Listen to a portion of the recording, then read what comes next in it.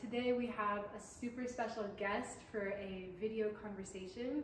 My friend Deslee, the womb witch, who is going to be sharing her journey of pregnancy, motherhood, birth, and maybe a little bit about the magical work that she does. So do you want to introduce yourself, Sure. Des? Hello everybody, welcome. My name is Deslee. I run a site called thewombwitch.com. I help people get connected with their womb and heal their menstrual, fertility, postpartum issues by teaching them energetics, plant medicines, and ritual. I love this work. It's deeply nourishing. It's been a long journey coming here into this work and just allowing it to continue to grow and blossom into me. And I know that the journey isn't there either. Yeah, it's ongoing. Yeah. And what are we wearing today? We are wearing my designs. I have another side business called the Witch Threads, and these are my digital designs put on clothes. Each design is created intentionally. Oftentimes they're created in alignment with the full moon or the new moon or different astrological events that are happening that kind of anchor in symbolically whatever that energy is that's wishing to come through me at the time. And I love creating them. I originally started these designs as just a way to nourish my own creativity as I was deepening in putting womb work out there professionally, and also just to create content because there's only so many selfies that you can take on social media, and I wanted to just put some other things out there. So that's how the design started, and then I had a bunch of them and thought maybe I can share them with people, and how we started. Yeah, and I like that Deslee told me too that she likes wearing streetwear and she wanted cool streetwear to wear, so why not just create the clothes that you want to wear? Yeah. And maybe someone else will want to wear it too. Yeah, I grew up in the 80s, like termed a tomboy, I guess is what they would have called it then. Like I just had a lot of masculine energy, and so wearing like skirts and dresses, although they were pretty, like I couldn't play sports in them. So I just got used to living in basically jeans and a t-shirt, and now in motherhood I also end up wearing that most of the time because it's just easy.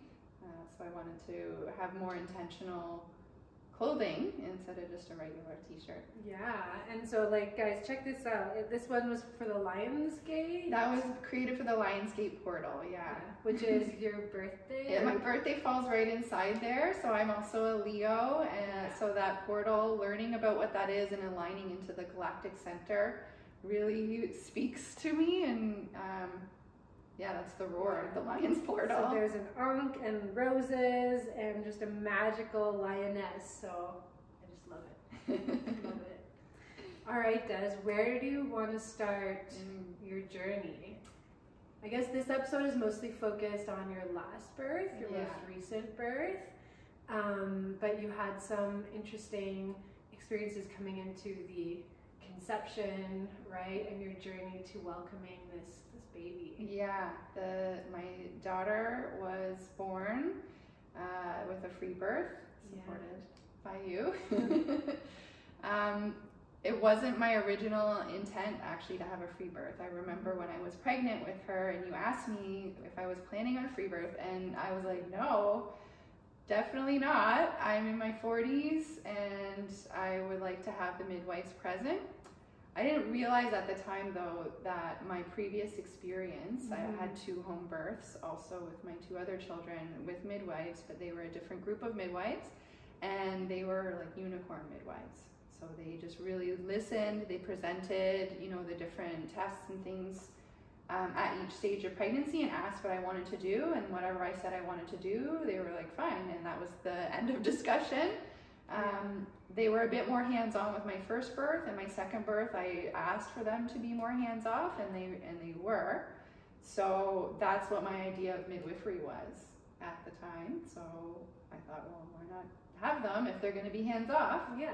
And that wasn't my experience this time around. It was quite a different experience, very medicalized. So when did you realize that they were not going to be hands-off like that? I think probably from the get-go, although that, like, my understanding of that grew through the pregnancy, but having conceived a child in my 40s and I had 3 previous miscarriages, so that like put off red flags of like, you need to be watched, you need to be monitored, you're too old. So right from the get-go, I think they were already like preparing me for induction with one of the first few appointments, saying like, oh, at your age, at 36 weeks, this is what we're gonna do, and just pre-prepared. And so that started right off, like immediately. So the red flags were in the prenatal care, in the way they were talking to you. Do you want to touch a little bit on your miscarriages? Were they between your second child and your third baby? Yeah, so previous to having my 2 children, my 2 first children, I had 2 previous pregnancies that were terminations. And then I had my first son and my second son, and then between him and our daughter, we were, asking for another child and praying for one.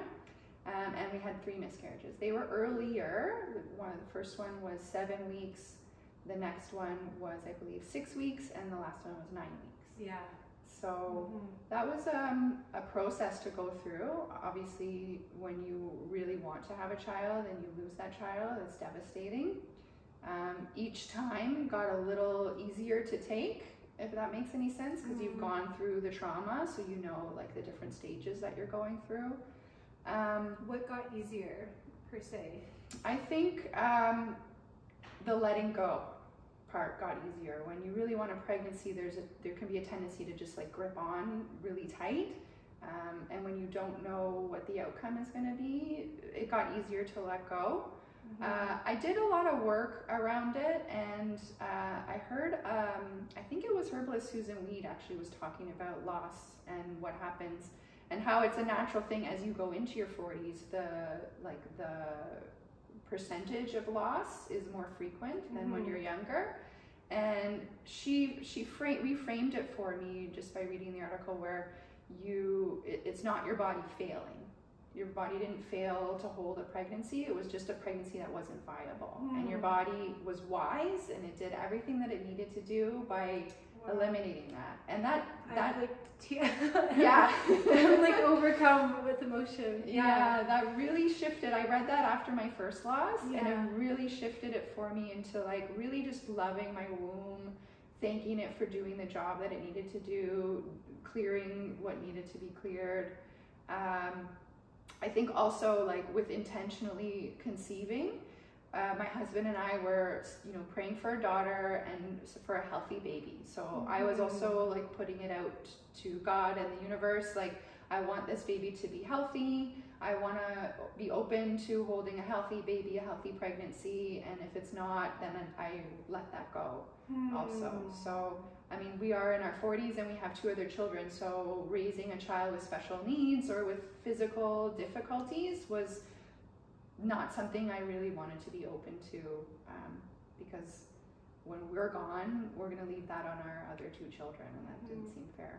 So that's so beautiful. And so I find that's where we have to be not careful, but we have to watch what we wish for. Right? If you wish for a healthy baby and you're getting losses before getting the healthy baby, then that's part of your prayer, right? It's actually the answer to your prayer, even though in the moment I'm sure it was hard possibly sometimes to see it that way. You want a child, so you want it, and as soon as you're pregnant, I started, thinking about around when they would be born and what life would be like, and that's part of the birth process, is the death process as well. It's the whole cycle of life, so there really is all of that when you have loss.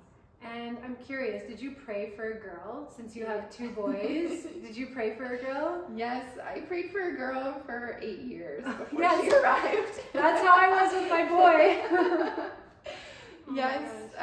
When I was, before we even became pregnant with our first child, I was really asking for a girl. I was already doing womb work already professionally, so I just had a deep calling in my heart to carry that lineage on, knowing that, the egg that's me was inside my mother's ovary, inside my grandmother's womb, and just carrying that link of the chain on physically. It was something my heart really was asking for. So were you afraid to have a boy? A third boy? Yeah. Yeah. Because that was a big thing for me. I talked about it in my episode about conception, that I was terrified that I would be disappointed if I had another girl, and what that would do to that baby. And it was like a big thing I had to work out before getting pregnant, that I have to be okay that it could be another girl and that I would be okay with that. And then throughout my pregnancy, I just from being pregnant and connecting to the baby, it like didn't really matter anymore. Almost, it's like, and Yolanda Norris Clark says the best time to find out the gender is when the baby's born and the hormones are high and you've just done the work of birth, and so when you receive your baby, you know, you're just gonna love whoever comes. Oh, that's true. Right? Yeah. But that was like a big process for me. That was kind of a surprise, was navigating this, what gender or sex the baby's gonna be. Yeah. Before we tried conceiving our third, my husband and I had to get like really clear, like, okay, well, what if it's a third boy? What are we gonna do? Is it okay? Like, how is it gonna be? So we did do a little bit of work with that. Yeah. With my first two, I did use the technology to find out the gender beforehand. And I had a different perspective than Yolanda. I didn't want to experience like the flood of hormones and be so emotional and also disappointed. I wasn't sure how that was going to play out with all the tears that come. Okay. So I wanted to find out first, and I had several weeks to like process and get on board with the idea, like, okay, it's going to be a boy. And so I did it a little different way. Interesting. Interesting. And was that useful for you to have that extra time? I thought so, yeah, because I wanted to be excited about the arrival of our baby. Yeah. And I didn't want to feel confused in those early days emotionally about, you know, being disappointed and excited. So. And did you find out for the last we pregnancy? did as well, yeah, because I wanted it so bad. And although I'm toying with the idea of a fourth, like I'm pretty sure this is our last, so I wanted time to prepare emotionally. Yeah, that makes sense. And I didn't believe it though when they said it was a girl. I was like, well, we'll see when she gets here. I know. I feel like that was kind of the theme of your pregnancy. It was just like letting go and we'll see. Yeah. Right? Yeah. I found having the 3 losses really changed the texture of this pregnancy, in the sense that things that I was excited for or thinking ahead, planning or imagining what it's going to be like, I didn't do that this time. I stayed a lot more in the present moment. And I think that's what the losses gifted me, was just staying, because if we lose this baby again, maybe we're not going to try again, and I don't want to think too far ahead in the future. So that kept me really rooted in the present. And would you say that was, it sounds like it wasn't necessarily a negative thing. Like I sometimes hear women feeling sad that they can't trust their pregnancy, right? There's like a sadness that you can't just let go and just be like, oh, I know this baby's coming later, right? There's this, this kind of this deep feeling of the reality that the baby could be lost. Yeah. And I haven't personally experienced a loss, but I'm very grateful for my friends who share. And I get a taste of that, and I hold it in my pregnancies because I know that it could happen to anyone, really at any time. So how was that? Was it a balance of positive and negative? Yeah, I would say it is a balance of positive and negative. It took like the like naive, you know, everything's gonna be fine and it's gonna be great. It took a bit of like that height out of it, but that also like rooted me a bit more into now and reality of life. There's life and death. It's both. It's a certain maturity. It feels to me it's like the maiden having a baby, or it's the mother who's already mothered and has seen the things and who is wise and also having a baby, right? Yeah. So, and I think that if we grieve and we let go of our maiden, we can actually enjoy that experience of that mother experience, that more mature experience, without kind of looking back and thinking, oh, I wish I could just be naive again. Right?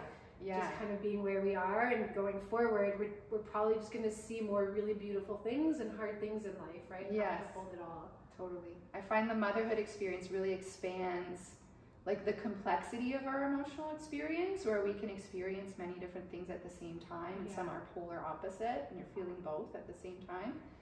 And I like that. Yeah. I feel that's what Mary teaches us, right? That's what she teaches us. Okay, so getting back to, your prenatal meetings at the beginning, you already had red flags with the midwives that they were talking about induction right at the beginning, which could probably be good that they're letting you know where they stand and, and we were friends before that, and I was talking about Freebirth, I think, for a while before that. So when did that kind of become an idea for you that you might want to do it on your own? I mean, I did think about it before even getting pregnant to see if that's what we wanted to do. And for me, there were certain tests that I did want to have because it would determine our decision of continuing with the pregnancy because we are older. I don't think I really got fully on board until the 3rd trimester after my experience with the gestational diabetes diagnosis. Okay, so let's jump into that, Which is funny. I didn't do the test with my first 2 pregnancies. I just felt good. I'm not really sure why I said yes this time. So this is the test for gestational diabetes that happens at the beginning of the 2nd trimester? Yes, I forget exactly what week it is. I want to say maybe somewhere around week 27 or 24. Okay. I think it was like a several week process I went through. Right. So I think around sometime in the 2nd trimester. Okay, so in the middle of pregnancy. Yeah. Yeah, okay. So it's the glucose test where, you drink this horrible drink and they test. I don't know why I said yes. At the time, my dad was diagnosed with diabetes, so I was like in that world and thought, well, we'll just do it and it'll be negative anyway. And I flagged. So the protocol for that is going into like a more intensive glucose test where you take the drink again and then they test you, I think it's like right over before on a fasting and then 1 hour after the drink and then 2 hours. Wow. The same drink, that same hormone? It's the same, but it's more. Okay, oh wow. Yeah. So for that particular test, my fasting glucose was high, but the other 2 were fine. Oh, okay. And so if you test high on any of them, you automatically get filtered into the whole process. Yeah, because of my background, I have training in how to manage diabetes with exercise and nutrition, and I've gone to specific classes and trainings when I lived in Scotland. So I have a lot of education around managing diabetes. Yeah. So I felt really confident about managing this myself. I was prepared to go out of pocket and get my own glucose monitor and just do my own thing with it. Yeah.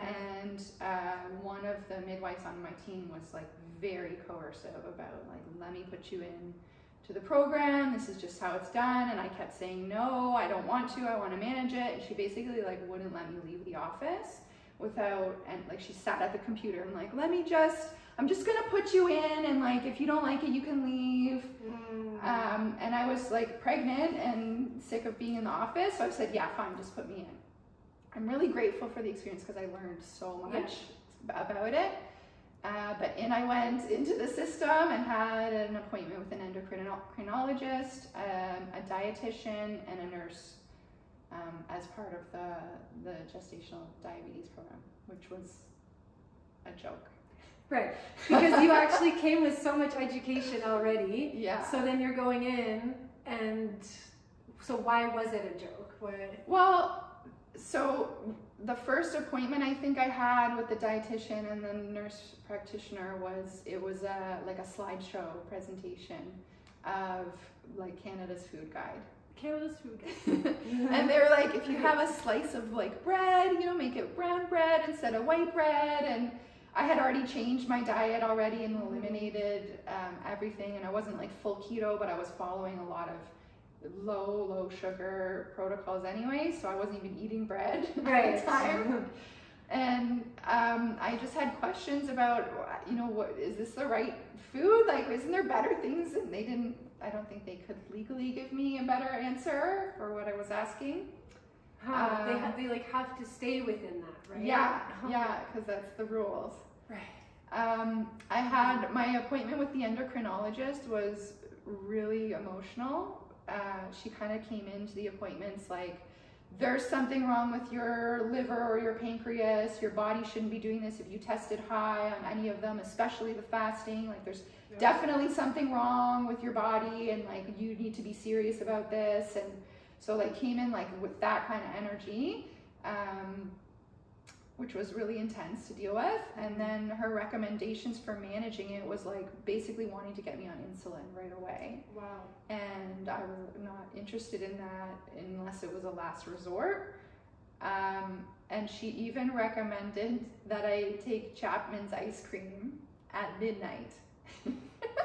Chapman's ice cream. She was like specifically Chapman's, not anything else. I was like, okay. And I, you know, when you're pregnant, you're trying to do everything possible, and I wanted this daughter so badly. So I'm trying to like lean on my own knowledge, lean on my intuition, listen to professionals.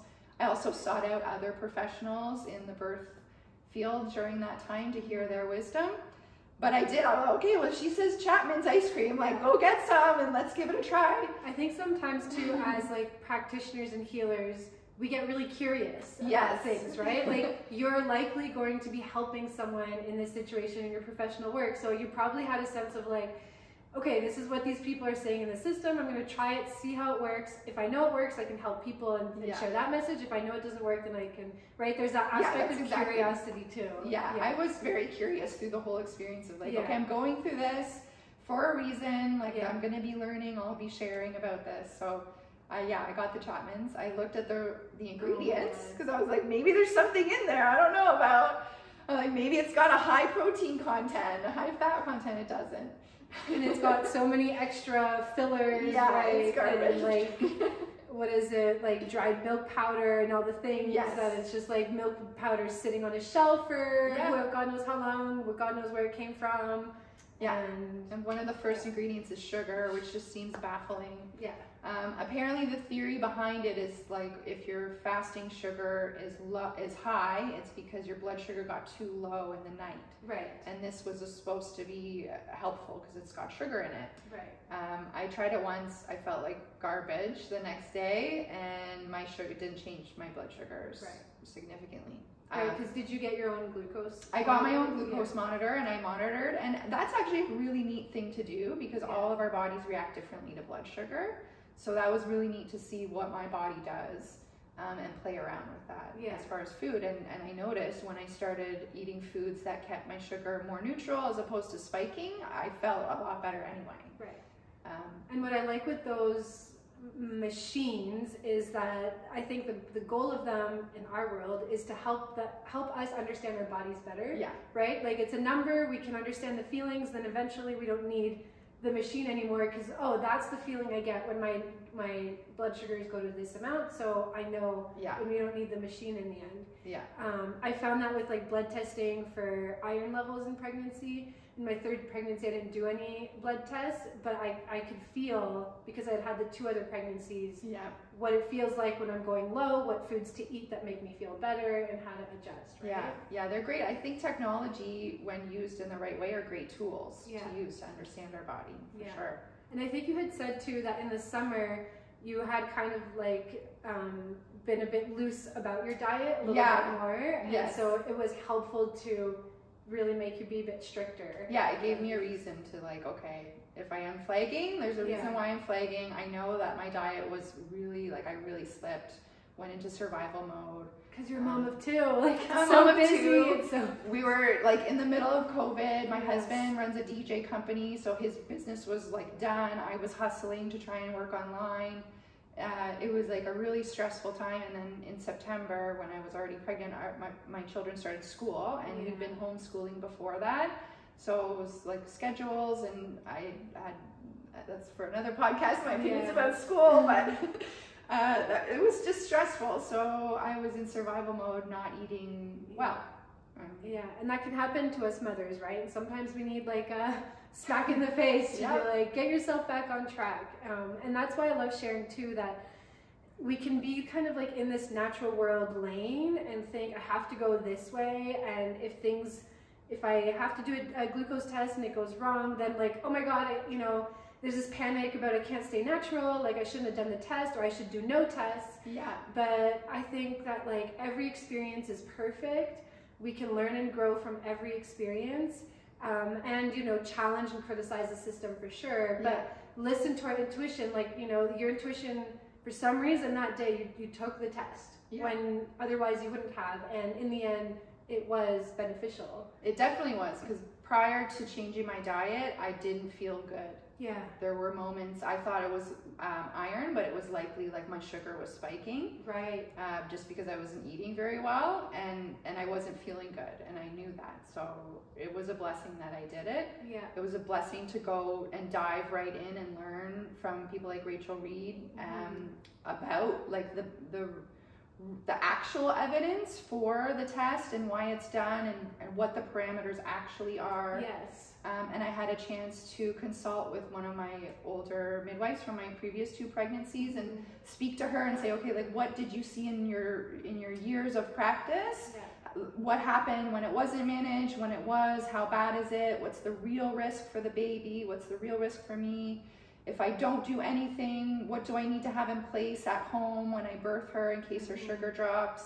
So I learned a lot about the actual risk for it, because that's arguable if there's an actual risk. Yeah, and I love that about Deslee, actually. She's a bit more like sciencey and researchy minded than I am. So if ever you have any questions about gestational diabetes or anything else, ask her.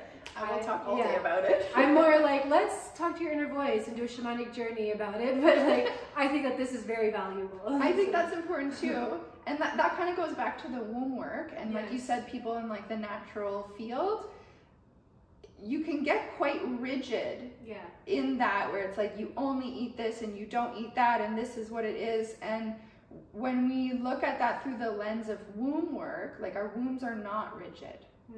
Our wombs cycle every single month, and then they grow and expand and shrink when we have babies. They're constantly in movement and flow. And so to be very rigid with your dietary choices, your exercise choices, what you bring into the home, what you don't bring into the home, that rigidity is not nourishing to your womb from the energetic, emotional, or even spiritual level. So we have to learn how to go with the flow, and we live in this modern world where there's modern technology and there's chemicals, and you kind of have to just ride and your intuition, stay connected to your intuition, but also try and stay out of rigidity and just do what needs to happen in the moment, and that can change over time. Because there can be a rigidity of being like, no, I'm only listening to my intuition, and I'm going to close my ears to everything else. Yeah. Which there can be possibly a place for it, but just to be more open and flowy. Like and you can be open and like, let me listen with curiosity, and let me see if I learned something. And maybe I learned something and I decide, no, I'm going to stick with this, but at least you had that openness instead of the closed rigidity. Yeah, wonderful. So, and I imagine that also made you distrust the midwives a little bit more through that experience? Yeah, it wasn't like it wasn't like the process. I guess I understand the process because it's a system, and we have the way our healthcare is set up. I get it, and I know that within that system, which is like public health isn't set up to help individual people. Like it's set up to like fill this range of helping like the most people. So even within that, going into Canada's food guide, like it will help people. It's not gonna go further, which is what I was looking for. So I understand that. But what did it for me was the coercion. Like, I didn't experience that in my previous 2 pregnancies. Like, no, I want to do this, and this is what I want to do. And they were like, okay. But this time, like, no, I want to do this. And it was like hammering in the office, like wouldn't let me leave until I said yes about everything.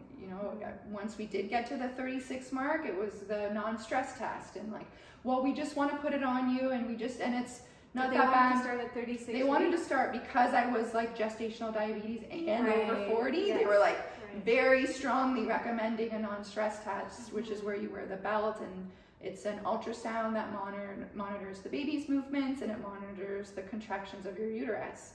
If baby doesn't move within a certain range a number of times in 20 minutes, then you flag as like it could be a problem. And then what they do is they measure you for another 20 minutes. And if it still doesn't move, then they flag you and like, oh, something's wrong with the baby, we need to induce. the thing with that is once you get to that stage of pregnancy, even if you do 2 consecutive monitoring, that's only 40 minutes. I was gonna say, like, and a baby can sleep for like 90 minutes or sometimes longer. Yeah. So it's not a good test. I researched the test. It has a 90% false positive rate, which is insane. It also is a test that was created by a manufacturer and then marketed to like the pregnancy world and the hospital world without any actual evidence for why you would use it. It was just very heavily marketed and got put in hospitals and got used. And you can see the correlation between the use of this non-stress test and the amount of C-sections that go up. However, the actual, I think according to the Cochrane review, like the actual saving of babies that it does is very minimal. To like, to almost. So these are the little things, right, that the system will be like, oh, you need to do this, and the research, the information is actually just available online to go look and see, oh, 90% false positive, you know, I don't need to be doing this at 36 weeks, and it'll just put me at a risk for induction. And once you start getting all these flags, then it's even harder to kind of pull back and say no. Yeah, I mean, the language that's used is already, whether it's intentional or unconscious, it's already very coercive. Yes. Where it's like essentially the message that they're getting across is like, you have to do this test, or you have to do this procedure, or you might get a dead baby. And when you're pregnant, especially if you've gone through loss, or even if you haven't and you just want this baby so badly, like, of course you don't want a dead baby. So sure, of course I'm going to go do these things. The good thing is that we live in an age of information, so you can find information very easily. So it's just up to us to do that looking and really see why are they doing that. Yeah. So how did that go at the end of your pregnancy, which then you started to think about birthing without your midwives? How was that process for you? Well, I guess it really started to solidify at the 36-week mark when they were really pushing for this non-stress test. I was saying no. The midwife told me, well, it's an ultrasound, and it's even less than the ultrasound for imaging, so it's not a big deal.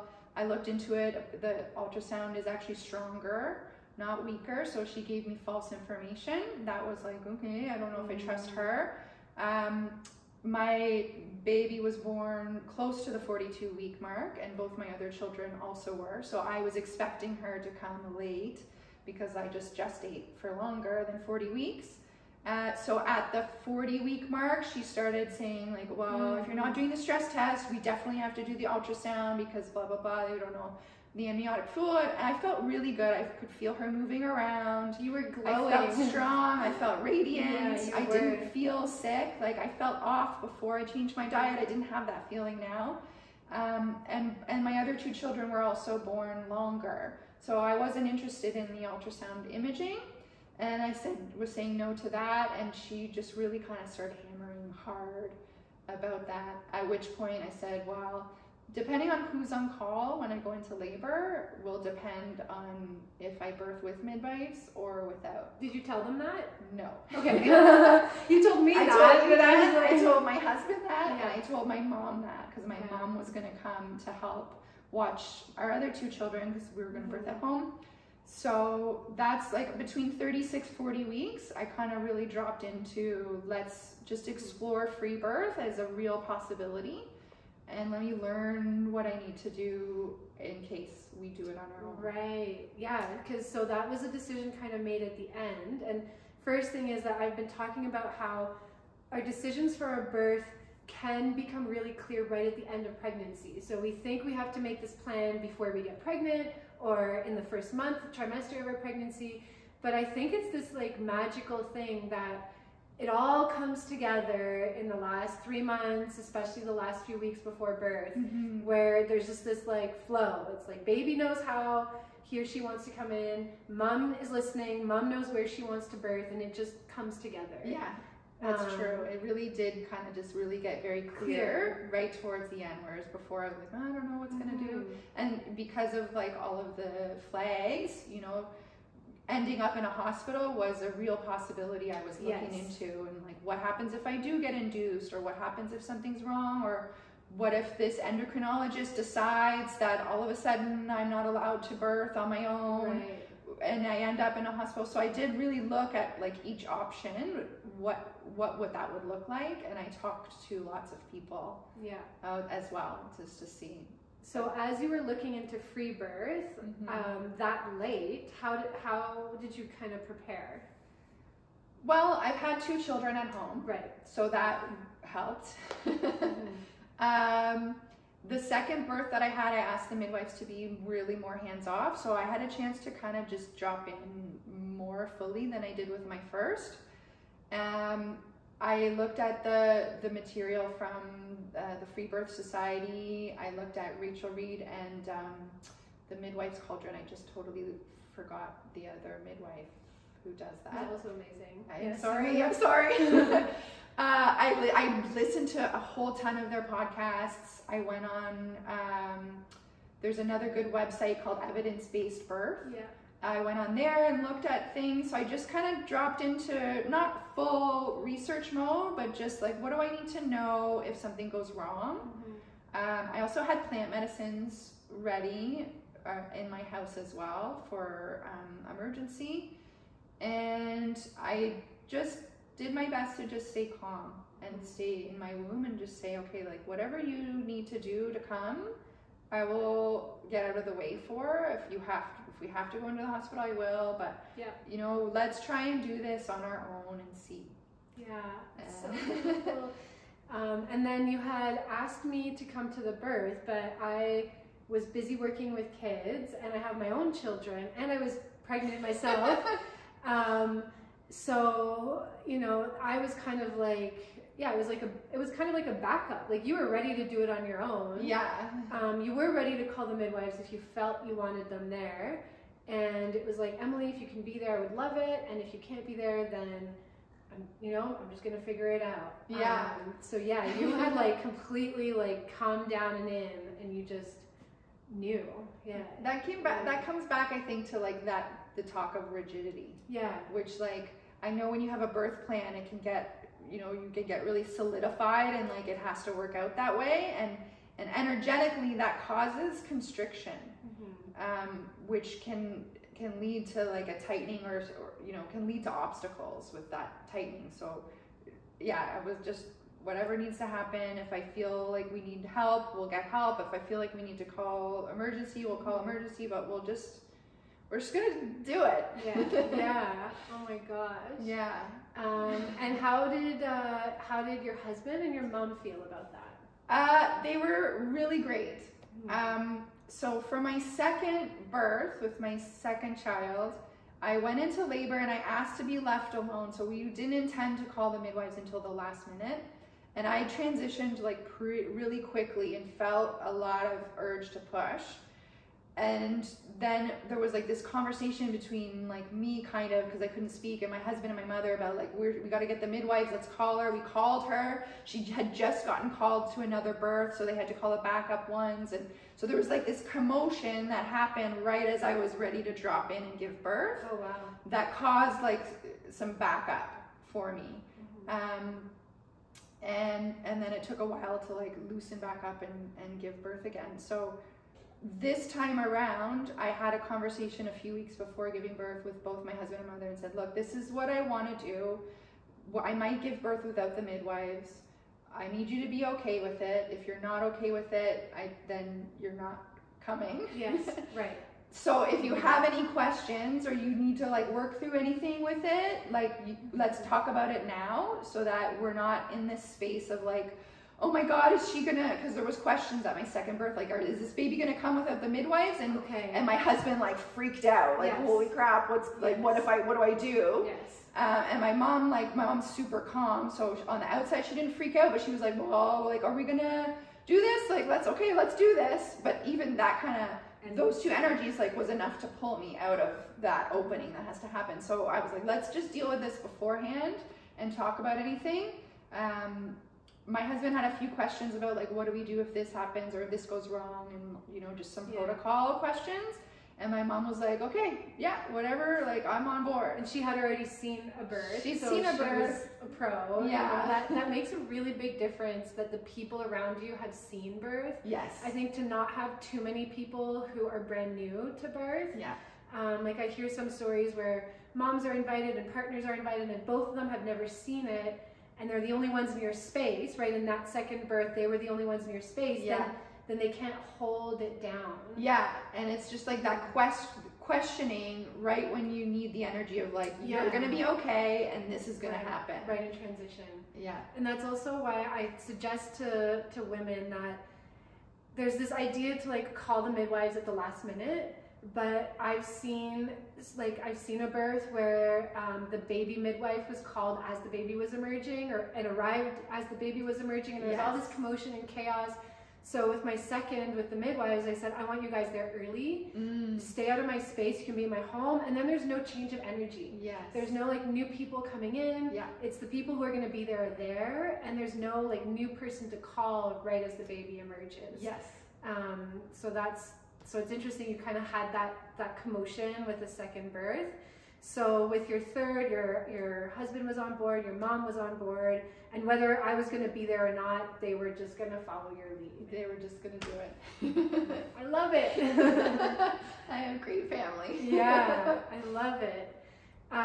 Okay, so do you want to share, is there anything you want to share before the birth story, how the birth went? I think that was everything. Okay. Yeah. How did you navigate choosing if your kids were going to be at the birth or not? I did the same thing with my third that I did with my second, is that they're going to be home and it's up to them. If they choose that they want to be there, they can be there. If they choose that they don't want to be there, then they don't have to be there. And you had your mom who and was I had like my mom. My mom was person. like going to be there to like get snacks and movies or whatever the kids needed. And like we didn't keep like a strong schedule of like bath time, bedtime or anything like that. We just let them flow. My oldest, who was 6.5 at the time, a little bird at the window. My oldest said he didn't want to really be part of it. The younger one wanted to come and go and basically just kind of see if I was okay and probably just have some mama time because he was little still. So yeah, I just let them flow, and interestingly enough, for both my second and third birth, it happened after the kids ended up going to sleep. Yeah. Which as a mother makes sense, because then I had no other children to have my energy out for and could just drop in and have the baby. Yeah, I see the videos of the family births and I'm like, oh, that's so beautiful. Yeah. And I gave birth at the opposite time, like right when they were waking up. And it was perfect that they didn't really want to be at the birth, so they like, the baby was born and cried and they were like awake, you know? Wow, that's so cool. So that's really interesting how it does just unfold. It really does, because I had all these visions of like my beautiful birth with my children, and that like they're two boys, how amazing would it be for them to, they're old enough to remember, like they'll have this experience of birth for their whole life, but it didn't. It didn't happen like that. So funny. It's a mystery. Yeah. So, okay, do you want to share about the day, because you were in labor that day. Yes. When you were about with them, doing all the things, and labor kind of came on more at bedtime, but you were in labor. Yeah, I think I was like in labor for a few days. Yeah. Because she was, I think, born just before midnight on a Monday night, and the Thursday before that, I started feeling like cramping in my cervix. And I started to feel the opening, and energetically and spiritually, I started feeling myself kind of go to that other world. So it was like, it was happening, and I remember Sunday, the cramping started to happen like more frequently. So I was like, it's gonna happen in the next couple of days. And I went to bed Sunday night and woke up at 3 a.m. Monday morning with more intense cramping, and they were more regular, like every 20 minutes or so. Oh, and you had COVID. Oh yes, I had COVID. I forgot to remember, because like I was really sick like that week before, and I was just feeling better, and you were sick. Yeah, I was 33 weeks pregnant and had full on COVID. You were really sick. Yes. And then when you came out of it, you were glowing. It was great. I leaned on the herbs. There was Stephen Brenner, I can't pronounce his name properly, I'm sorry. He had a very good protocol for managing COVID with herbs, and it was very like scientifically backed up. Yeah. And then he released another paper of managing when you're pregnant with like the same herbs from the list, but just the ones that are safe for pregnancy. Yeah. And so I got them. And I picked them up and had them on hand because at the time it was like really starting during that pregnancy. They were really pushing the vaccine. I knew I didn't want to do that, and so I had the herbs to manage it, and I used them. Which herbs were they? Chinese skullcap, small amount for the headache. Sweet Annie. I think elecampane. I'm not going to remember all of the list. Yeah. I think those were the two ones that I used in small doses. Yeah.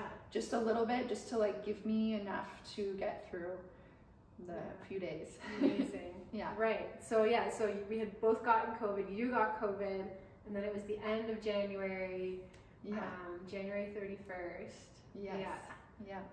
So I woke up 3 in the morning with regular waves, and I'm like, okay, it's gonna start. I had a feeling that the labor was going to be similar to my previous two. The first two were very, very similar. I know some people have different ones. Yeah. My way of birthing seems to be like this kind of slow, long build over hours and hours and hours, and then a quickly transition. So I just kind of rode the waves by myself from 3:30 till 7 when the kids woke up.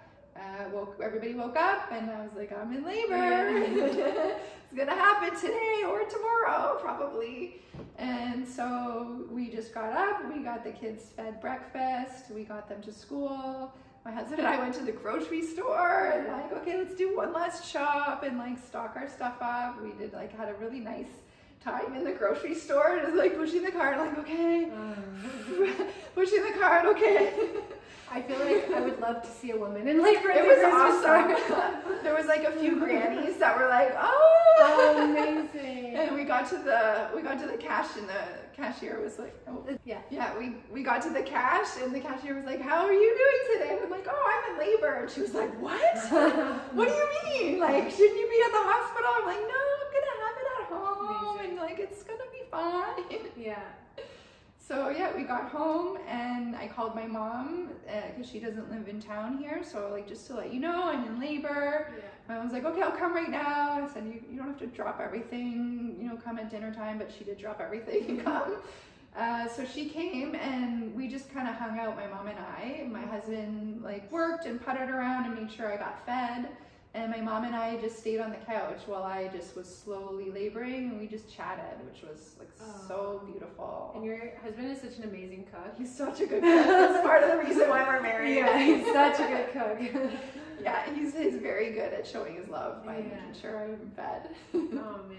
So I did that just all day, just labored, and I think actually I was kind of waiting for my kids to come home.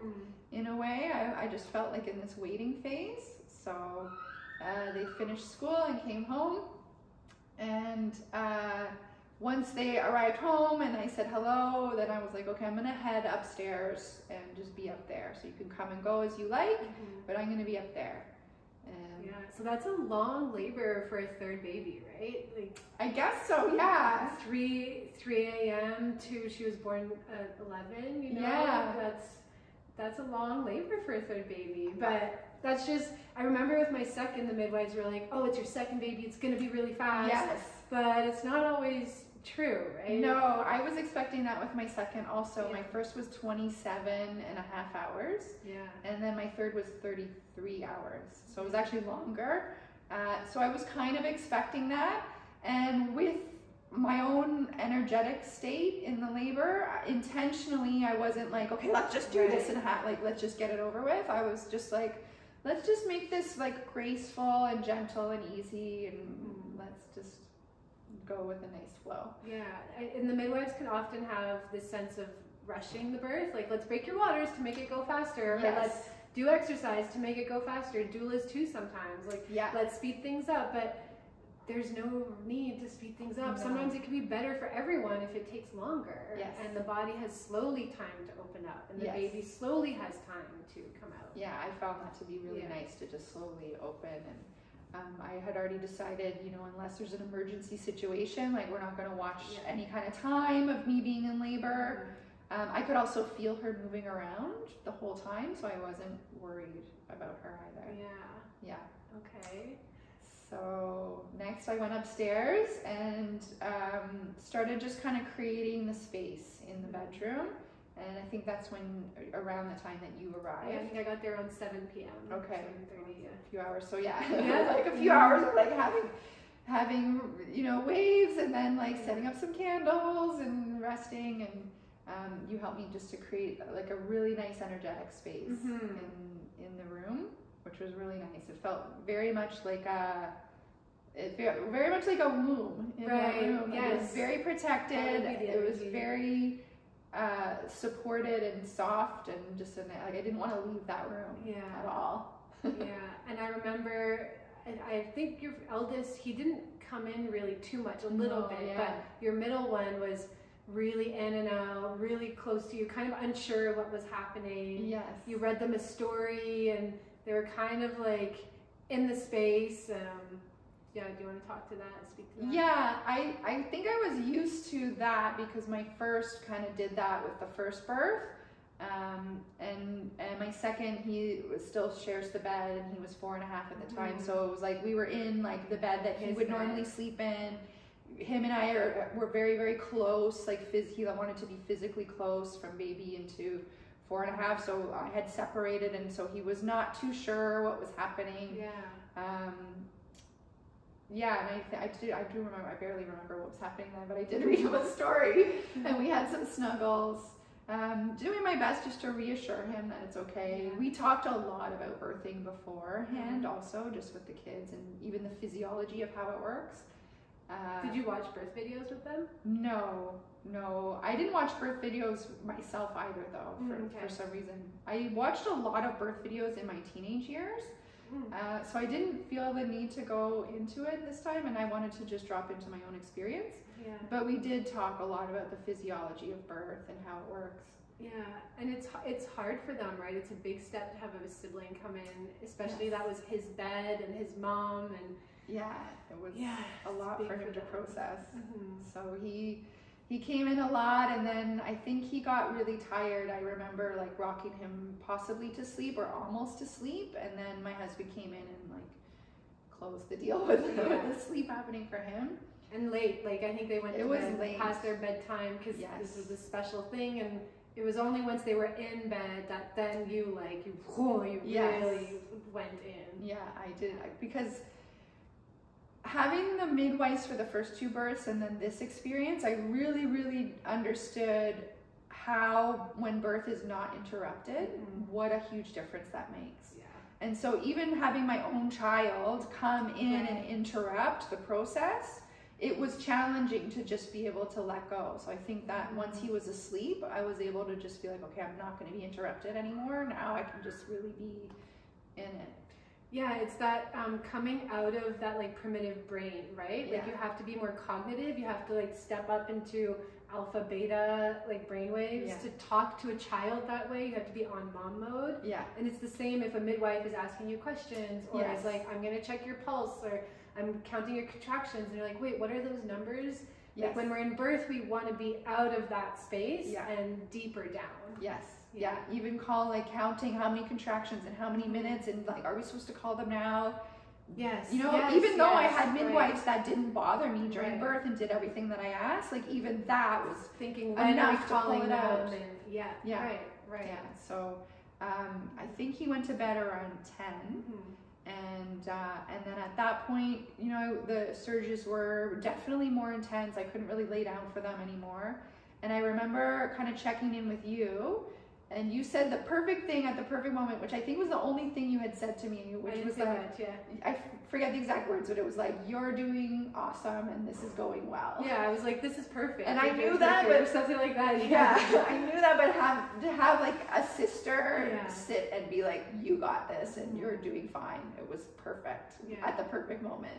And I remember you also saying you wanted hands off before the labor, and then there was one part where you were in the washroom, and I just felt like, I'm just gonna try something, and you're like, okay, and it was nice, wasn't it? It was so good.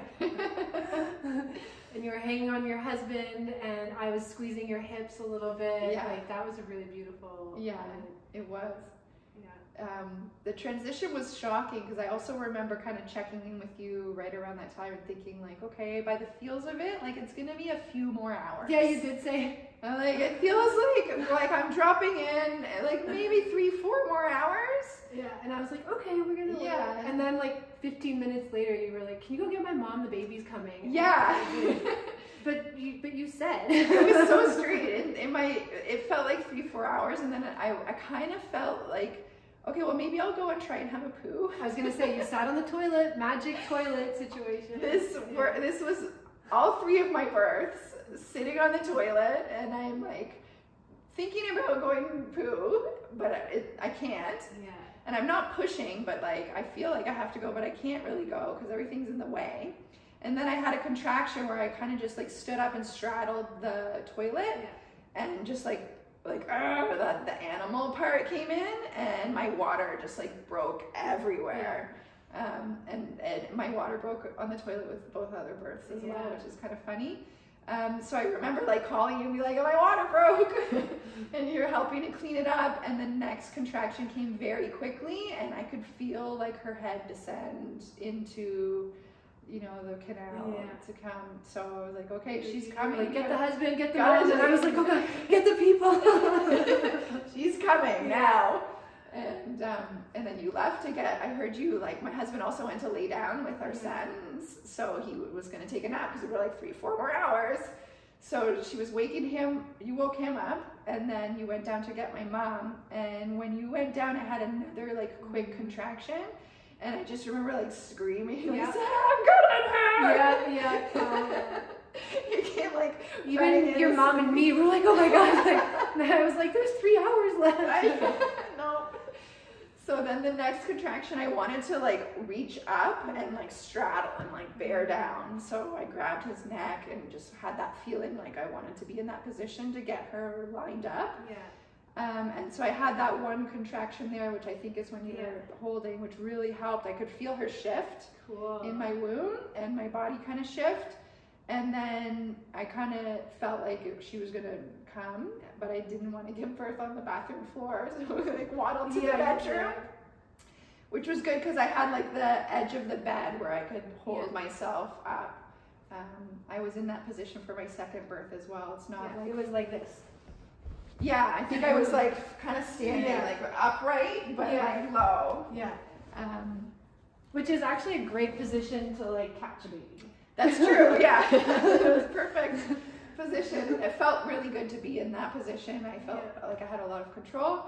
So the next contraction came, and like I could feel her head being born. I think I still had my skirt on. I just remember you like lifting that up. I didn't even get a chance to get naked. Yeah, because you were like, the baby's coming, the baby's coming. Yeah. And your husband came, and he was like, oh my gosh, like he's like, what do I do? And holding the skirt. Because originally the plan was, even with my husband, I was like, I don't want you to touch. I want to be able to catch her. But then the position that my body wanted to be in, I was like too high up standing to be able to like safely catch her. So it was like, quickly, Sam, you get back there and come. And then I think you lifted up my skirt, and I could feel her head being born. And with my second, I'll just back it up for a second. With my first, I walked so much for 24 hours that I was exhausted, and I couldn't give birth on all fours like I had my body wanted to. So I ended up on my back, and I pushed, and it was really hard on both of us to give birth that way. So with my second birth, I was able to stand up on all fours, and I had so much control, without being grippy control, but like I could feel his head being born, and I could like open and close to slow it down. Where I'm not pushing. I wasn't being coached to push and force something out like I was with my first. So I could like open and allow, and then his head was born, and then just like take a minute, and then like have his body be born. And it was like this very gentle entry into the world. And so I was in the same position thinking like I'll have the same kind of control, and I could feel her head, and I was like, okay, her head will be born, and then I'll just relax, and we'll have this like, and she was born, her whole body in the same, like her head crowned, and then it was like, yeah, she just came out, very quickly. Yeah, amazing. So, and I think your husband, he thought that he remembered that you wanted to catch, so he kind of hesitated. Yes. And then he was like, oh God, I got it. Yeah, it was a last minute, like, no, you got to get back there. I can't reach. And I had that with my second birth. I was actually kind of on my side, and my midwife said everything was going great, baby was coming out. She was like, oh, you wanted to catch your baby. So she reminded me, but I actually didn't like it. Ah, yeah. Like, it took me out of like what was happening. Yeah. Like, she was like, wait, you yourself, like a week ago, told me you wanted to catch your baby. So, and I was like, wait, what? Like, why? Like, I just want the baby to come out, you know? And also lying on the bed, she could have just come out without anyone. That's true. She could just come out on the floor. No one needs to catch the baby. I was on the bed, you know. But so I kind of liked how that happened. That it would he just caught the baby. Yeah, you know, he was there. Yeah, and I think afterwards you said that was a big moment for him, because had he caught the other ones? No, with the first birth, he ended up behind me, holding me up, and I was holding onto his arms to like physically like push our first out so hard. So he was up top. Yeah. And then with the second, I had my water break on the toilet, which was far away from the bedroom. And as soon as the water broke, I was like, oh, and the midwives were like, knew the baby was coming. And I was like, oh, I think the baby's coming. Like, can you make it back to the bedroom? Yeah. Like, okay, sure. Like, waddle back to the bedroom. And I thought I would like climb up on the bed and do it on the bed, but I got like one knee up and was like, oh no, here we go. So my husband was actually behind the midwives who were carrying all the equipment from the bathroom back to the bedroom. And then like the baby just kind of came, and he was at the doorway and was like, should I get behind her? Like, where should I be? We didn't really talk about birth position, so he wasn't sure where to be. And the midwives had all their stuff. And they had all their stuff. Like, I don't know why. I guess they really thought the baby was coming. I went to go pee, and the water broke, and they like carried everything to the bathroom, and they're like, are you okay? Like, do you think you can make it back? And I'm like, I think I'll be okay. Oh my gosh. Anyway. Okay, yeah, so she came flying out, and I remember, I guess I can share this, when you were in deep labor, we were kind of just waiting. I love meditation and journeying, and so I was just sitting there on the chair, and it was a beautiful, clear, starry night sky, because you had been in your house, but I drove in the depths of winter, in this clear, clear sky with these stars. That's what I remember from that day. And then I just remember sitting there and seeing this like vortex, like from the stars, that it was so starry. And I have shivers because what's her name? Her name is Celeste. Her name is Celeste. And I didn't choose that name. She gave me that name when I was pregnant. Yeah. I had a few other names that I really loved. And I was around the 12-week mark, and I woke up in the middle of the night, and it was also like a clear, starry night. And I was just like in the bathroom, and I just got a very clear, like, my name is Celeste. And I was like, okay, like, let's see if you're a girl, but or you'll have a boy named Celeste is fine too. But that wasn't my idea for a name. Yeah, and it was just this like vortex of like stars, like, so I was just holding that basically. It was beautiful. And then when she came out, how was that? Because I remember from my perspective, but... Well, so, I mean, she came out so quickly. Yes. So I was expecting a bit more time to, I guess, process her emergence of her. And she just came out really quick. And my husband was like flustered, and like, because that was quick, and she's so slippery. I remember him saying, like, she's so slippery. And I think I remember you hearing, like, pass her through to me. I think I remember you saying that, because it was just kind of all happening. And then I just remember holding her, kind of like not even really believing that she was there, and hearing her cry, and like bringing her to my breast is what I remember. I remember you saying, is she okay? Oh, interesting. Yeah, you said, I don't remember that. You said, is she okay? Is she okay? Is everything okay? And you were kind of looking to me, and I was like, and I think I said, like, I don't know, to me she looks fine. And you kind of like, but there was a little moment of, oh my gosh, is she okay? Maybe because of the losses. I think that's what it was. Like mind. this whole pregnancy, it was like, well, let's just make sure she gets here. Yeah.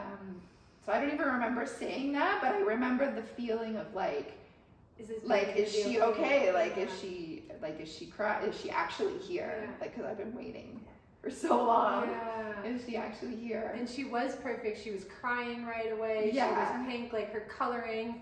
And like, if I go to Freebirths or births without medical assistant, like I call myself more of a doula, so I'm not really, medically experienced in any way to say if a baby's okay or not. Right. But she couldn't have been more okay. Like she was so beautiful, so pink, crying. Her tone was good. And so I was like, that looks like an okay baby to me. and then it like calmed down and you guys went back into your bubble again. Yeah, isn't that funny? Yeah. I mean, it really speaks to, as a woman, like how conditioned we are to seek the outside approval, even in those vulnerable moments. Or how nice it is to that just having a friend. Well, yeah. Who's a mother, right? That's true. Yeah, that it's not maybe a we bad do need thing, that, right? Yeah. Because even after the birth with Theo, I still was messaging, midwives and friends to be like, is the baby okay? Like, there's this and just to check out. And so I think we're so lucky nowadays to have wise women and friends that we can lean on. And like in your birth where it was just that one moment of, oh wow, like you're great, you're perfect, you're doing great, and to be like, okay, Yes, that was exactly what I needed to hear. Yeah. I didn't know that I needed to hear it, but it just changed me inside so much. Having you present was such a gift to understand like the circle that we need as women, especially during those times in birth, and how traditionally, in cultures all over the world, it was like the women in the hut, circled around the birthing woman, just holding that space. Yeah. And holding that space doesn't mean actually having to do anything, or the doing of the thing is like saying intuitively the right thing at the right moment. Yeah. And how important that is. And presence, right? Like I think sometimes the medical midwives, it's not really in their training. It's not in their skill set unless they develop it on their own. Yeah. And so we're lucky if we find midwives in this system who have that skill set. Yes. But it's not actually a criteria for their job. No. So it's not, and they're coming with the medical expertise, but they're not coming with the wisdom. They're not, even if they have the wisdom, they're not like embodying it and holding it in the space intentionally. And reflecting it back to the woman so that she's empowered. Yes. That she's leading her experience. Yeah. That she's leading her birth. Yeah. Well, there is a part to share after her birth, I guess, right? Because you guys had that moment, the family, it was totally like a new little cocoon. Like it was... There was that question to me where the energy I felt came out, and then it was like, whoa. And you guys took some pictures, and it was just like, those first moments for family it was really special. I mean, she was here, it was after loss, it was the daughter. I mean, I love my sons too, but yeah, it was so special. I saw in the pictures after that our cat was there. Yeah. Which I heard later, like my mom and my husband were trying to usher the cat out, and she's like my witchy cat. And she was just like there holding the space as another female in the space, so she wasn't like bothering anything. She was just holding, and she's been really interesting with my daughter since. Cool. Like really special relationship, but yeah, so we were just holding that space, I think, and being in it. And then my intention was to call the midwife after the birth. I did that intentionally so that I had the plant medicines and protocols in place for if there was a hemorrhage, but I know that the midwives also have the narcotics, which are in an emergency situation. For me personally, because it was my third, I just personally didn't feel like I wanted to risk a potential hemorrhage, and cause a traumatic emergency situation where ambulances are being called with my other 2 children. I didn't want them to have to witness that. So I think my decision was to like have the birth and then have her come after. So I just remember being in like the bliss of birth and knowing that the placenta would come when it needed to. My recollection with my previous 2 births was that they were born right away. However, I think they were managed because now I know like the protocols that has to happen in midwifery. I remember people pushing on my abdomen. I remember somebody giving me a shot. I don't know if it was for the Rogaine for my Rh negative blood or if they gave me Pitocin. I actually don't recall. But I do remember some management of like getting the placenta out. So this time we didn't do that. And it took longer.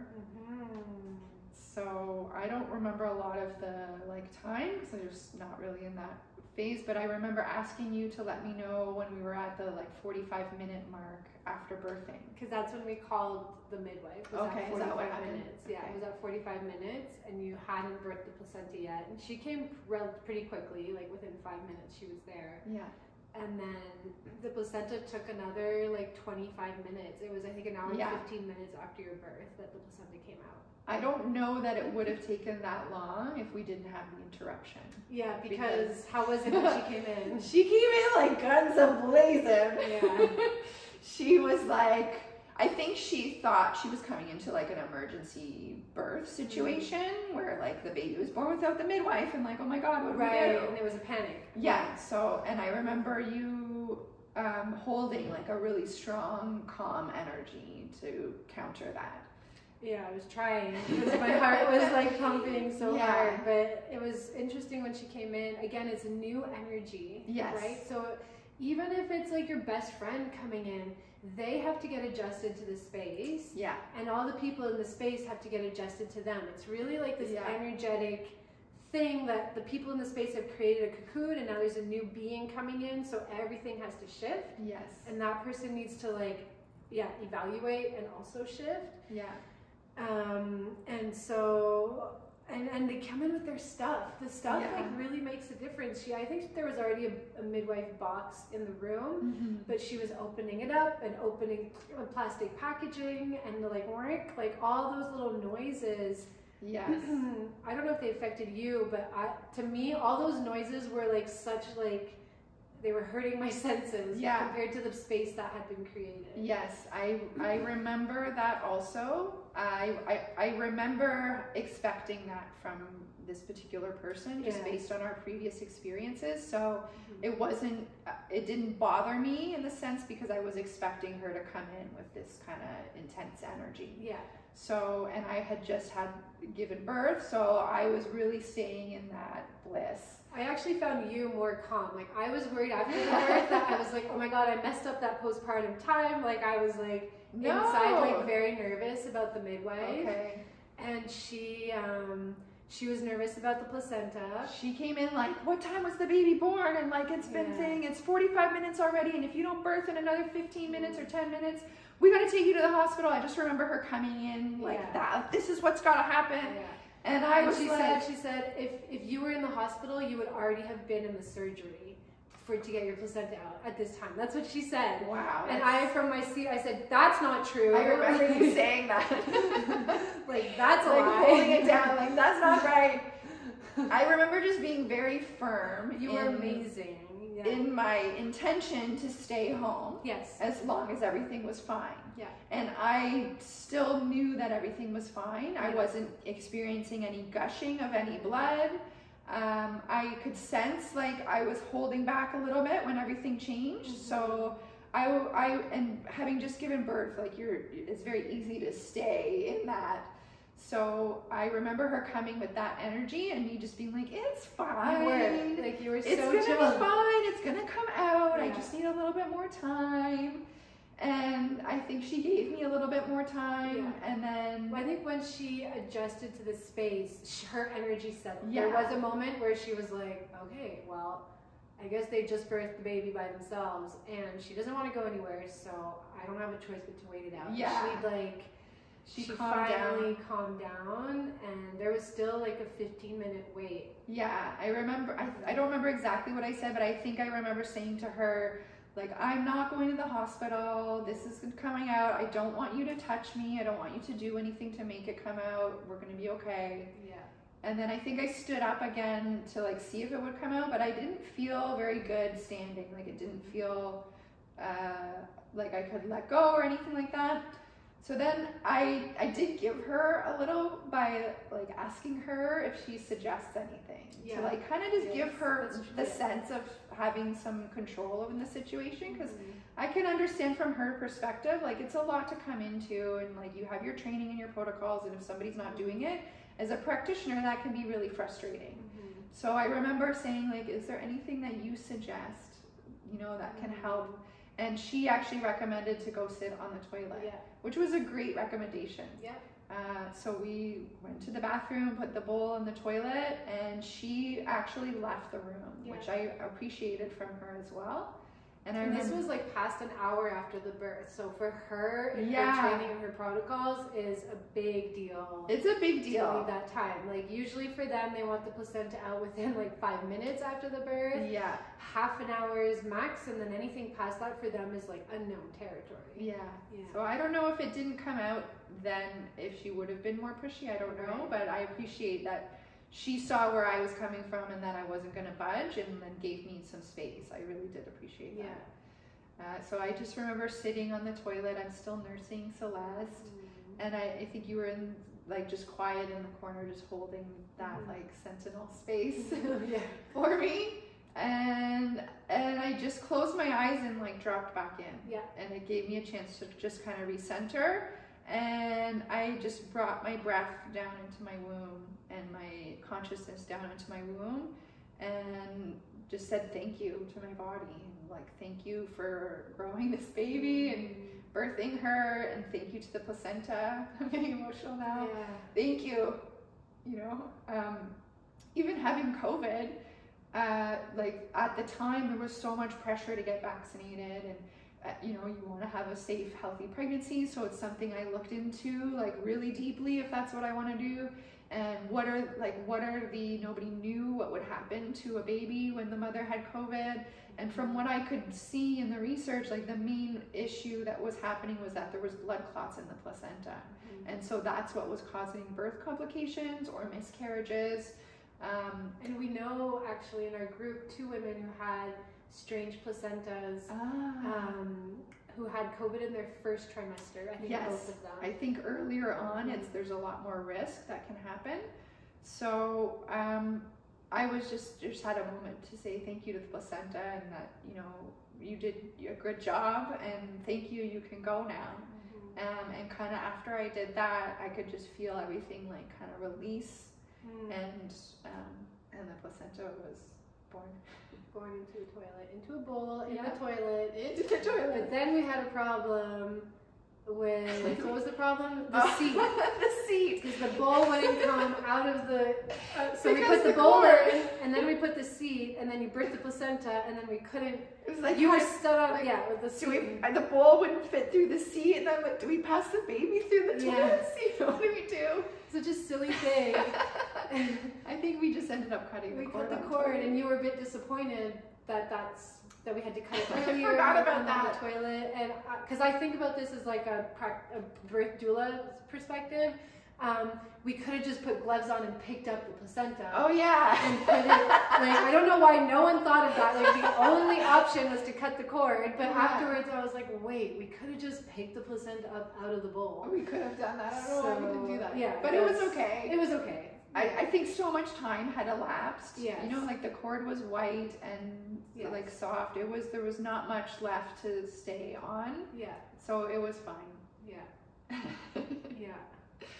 That's so beautiful. Yeah, she was born. We did look at the placenta after, and I have a really nice video that you shot of her going through, and the placenta was very healthy. Yes.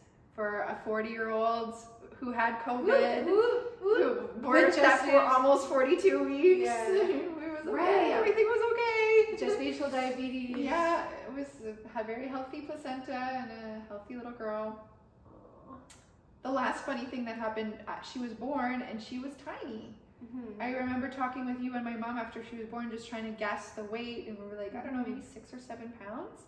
And the midwife came with the scale, but because it was COVID, they couldn't use the hanging scale. So she had a digital scale, and that was propped up on my nightstand, and I can't be sure that something wasn't touching it, because she measured her and she was like, she's 9 pounds. And I birthed a 9.5-pound baby already, and he was much bigger than her. Yeah. And I think after everybody left, my mom and I were like, there's no way she's 9 pounds. Like, she's so tiny. Not tiny, but like comparatively. Yeah. But they have it written as 9 pounds. And then even within the aftercare, like your baby's born and gets weighed, and then they lose weight, and then they have to gain weight back by a certain time. And because I can't be sure that she was actually 9 pounds, she dropped quite a bit, apparently. So the midwives were like, oh, like, I don't know, and like, are you sure you're getting enough milk, and are you sure that everything's okay? And she took longer than was needed to build up her weight back to the birth weight, because I think there was probably more to gain. So that was also an interesting experience of hearing like what is said to a mother, and if it wasn't my third, and I wasn't already very comfortable knowing that she was okay, I can see how that would put questions into like, am I producing enough milk? Is the baby getting enough? And for me, like, she was happy. She wasn't frustrated. She wasn't crying. She wasn't like coming off and on. She was drinking. She was peeing, pooing. Yeah. So they were like, well, we've got to, or else we're going to have to supplement. And I was like, it's fine. She'll gain it eventually. So that was interesting too. Yeah. And after the birth, did that birth experience help, do you think? Like, how has that changed you? Has it changed you in any way to... I mean, yeah, I think every birth experience changes you completely. As I was saying, to be able to experience uninterrupted birth. Yeah. Even when midwives are on board with your decisions, there's still interruptions. Yeah. So to have the gift of being able to drop in and just be me and the baby, and be able to travel to that place that you go to, you know, come back together as two souls and come into this world. It's such a different, quite sovereign, you know, experience in the full sense of that word. And I'm so glad that I birthed my daughter that way. For her to come in is really beautiful. My mom said that I was born without the doctor, even though I was in the hospital. So it's like the next generation, the next embodiment of this like sovereign birthing experience that so many of us are remembering and bringing back. Yeah. It's a gift. Yeah. It's interesting that I had that with my son, and I find that I had to learn. I'm now learning more about like the divine masculine, like within me. And so my sovereignty in that birth was like more of a masculine sovereignty. And now I'm kind of jumping into business and stuff more. And it feels a lot more masculine of something that was left within me, I guess, after the birth. So that's very interesting. Yeah. That it's like the two, like sovereign beings coming in, like it really anchoring a new way that we could be. Totally. I'm so excited to see how it all plays out for the children, right? Like, 'cause it's imprinted into them. It is, yeah. It's a new way. I like to say with my children, like, I sought out a lot of this spiritual way to be, you know, in my late teens, into my 20s, and then in my 30s. Like, it took me in my adult years, and I have ritual and ceremony that my children are around for since the day they were born. My son was just remembering today of like hosting full moon circles when he was little and being there when he said singing and drumming with your friends. And so like this is a part of their life now. So I wonder what that will be for them when they grow up. Oh wow. Is there anything that you want to share before closing to anyone listening? Anyone considering what their birth options are, thinking about birth? I think what I would share is be gentle on yourself, be graceful with yourself, give yourself space to explore your different options, to research your different options, but be mindful of not becoming rigid within that with your thinking or your emotion or gripping on. Reach out to people that you can talk to. Sometimes it's hard to ask for help, and that could be a really huge support. Listen to yourself. If you're looking to conceive, start talking to that baby beforehand. All 3 of my children, we were communicating with each other before they even entered into my womb. And I'm not special or unique in doing anything. Anybody can do that. So start talking to them before they're even entering into your womb, and keep that conversation going throughout the pregnancy so that you can make the decisions that you need to, that are best for you and your baby, no matter what they are. Yeah, no matter how the birth goes. Yeah. Right? We can be sovereign in any birth situation. Exactly. I think so too. Oh my gosh, thank you. I will be posting Deslee's contact information below for you to find all the magical, amazing work that she's doing, how to access these super awesome, cool t-shirts and sweatshirts. And I just told her that she should be making some mugs, so be on the lookout for some mugs. We'll drink our tea next time. Yeah. Yes, we'll have tea. And post any questions or comments down below, or reach out to us on the socials that will be in the show notes for the podcast, but there will also be a video for this on YouTube. Follow the walk of the wild ones into the woods and the darkness. Rebirth the ways of the ancient ones whose tracks were washed away in blood. It falls to us now to open up and taste beyond what we've been fed. Take up the phoenix fire of cleansing, change to light the path instead. Follow the walk of the wild ones into the woods and the darkness. Rebirth the ways of the ancient ones whose tracks were washed away in blood. It falls to us now to open up and taste beyond what we've been fed. Take up the phoenix fire of cleansing, change to light the path instead. Step by step through the unknown, I'll be your light and you'll be mine. In darkness let love light the way to feed the soil of changing times. Step by step through the unknown, I'll be your light and you'll be mine. In darkness let love light the way to feed the soil of changing times. Follow the walk of the wild ones into the woods and the darkness. Rebirth the ways of the ancient ones whose tracks were washed away in blood. It falls to us now to open up and taste beyond what we've been fed. Take up the phoenix fire of cleansing, change to light the path instead. Step by step through the unknown, I'll be your light and you'll be mine. In darkness let love light the way to feed the soil of changing times. Step by step through the unknown, I'll be your light and you'll be mine. In darkness let love light the way to feed the soil of changing times.